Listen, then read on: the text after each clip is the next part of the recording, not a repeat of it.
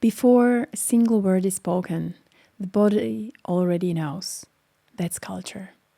It doesn't start with a strategy. It doesn't live in a slide deck.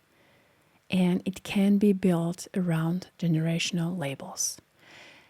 Culture is a nervous system, and how we show up in the moment, in the tension, in the silence, is what people follow.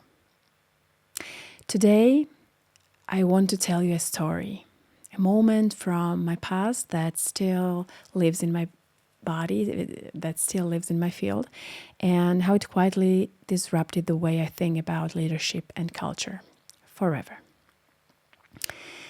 Years ago, I was sitting in a job interview at Porsche Consulting. It was for a position as a lean knowledge work consultant, one of those elite roles with thousands of applicants, polished suits, and real-time problem solving. At the end of the interview, they handed me a complex case study, a real one. Something that had taken them 6 months and a team of 30 people to solve. They said, take an hour to prepare, then come back with your solution. I smiled and said, I don't need an hour. I can tell you now. And I did. I told them I would bring together a group of people from across the company, different roles, levels, energies, perspectives, senior leader, a new hire, a human-centered listener, tech-focused mind, not as representatives of generations, but as unique tones in a shared frequency. Like a music band. Each person is different, but playing toward one coherent sound. I didn't give them a system, I gave them a field. A group of people not segmented by age or title, but chosen for their tone, for their energy, their presence. Not task force, a frequency, living band. And that answer got me the job, because some problems aren't solved through strategy. They are solved through coherence. And I didn't take it. I didn't take the job. Family needed me more at that moment.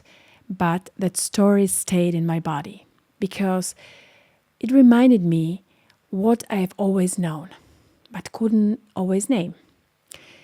You don't need to decode people. You need to feel them. That's how culture works.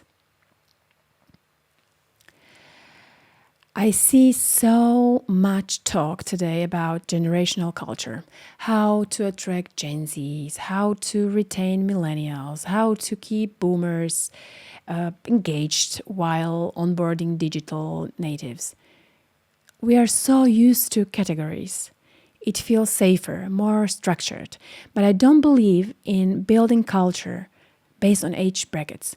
I believe in building culture based on frequency, presence, integrity, coherence. Culture is just not something you design to please everyone. It's something you carry with you in how you enter a room, in how you listen, in the way you breathe under pressure.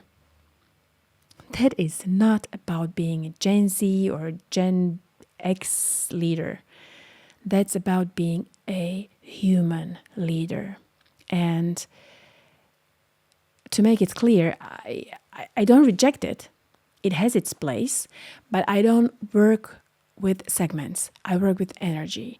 I meet what lives beneath the roles. I feel the body before the words, because culture isn't built by understanding demographics, in my opinion. It's built by understanding people, not as statistics, as signals. So today I want to offer this disruption. You don't have to be fluent in generational psychology. You don't have to translate yourself to every group. What you need is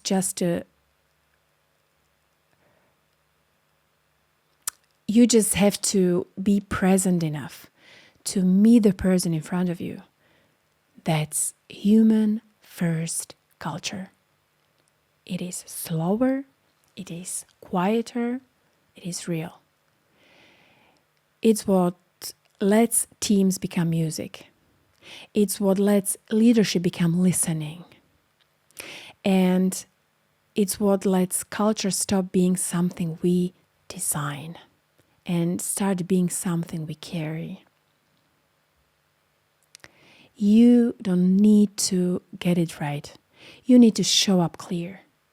Because when your field is coherent, people feel safe. And from that safety, real work, real change, and real trust can grow. Not because of some strategy, but because of a different presence. Thank you. Thank you for being here with me. Thank you for doing the work. And until next time, take care.